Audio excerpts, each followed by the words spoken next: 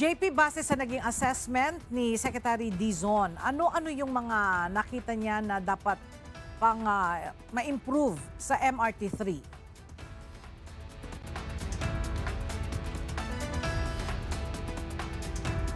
Transportation Secretary Vince Dizon na ilan dun sa mga kailangang ma-improve sa MRT-3 ay yung mapabilis yung pila ng mga pasahero kapag sasakay sila.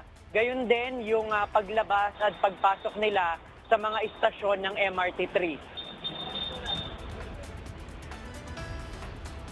Nagsagawa nga ng inspeksyon si DOTR Secretary Vince Dizon sa MRT-3 bandang alas 6 kaninang umaga. Layo ng kanyang ginawang inspeksyon na makita ang sitwasyon sa MRT-3 kapag rush hour. Pumila rin siya kasama ng mga pasahero at nakausap ang ilan sa kanila sa loob ng tren para hingan ng mga suwestyon kung paano pa dapat mapagbuti ang serbisyo ng tren.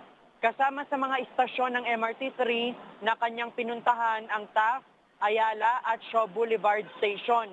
Ayon sa kalihim, ilan sa kanilang mga isasagawang improvements sa MRT-3 ang paglalagay ng ilaw sa madidilim na mga bahagi ng istasyon at paglalagay ng mga bagong pintura.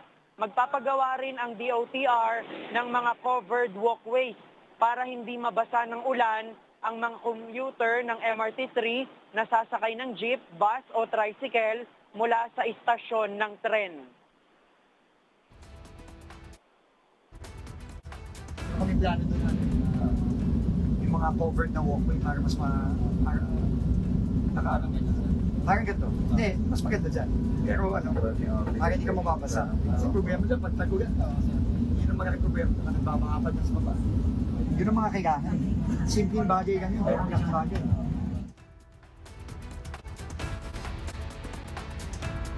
Bukod dito, aayusin din anya ang mga hindi gumaganang card carousel. Ela, yung mga nabanggit natin na nais ng DOTR na maisaayos sa MRT-3, ayon kay Department of Transportation Secretary Vince Dizon, yan ay subject for immediate action. Sa ngayon, yan muna ang ating latest live. Balik sa'yo, Ela.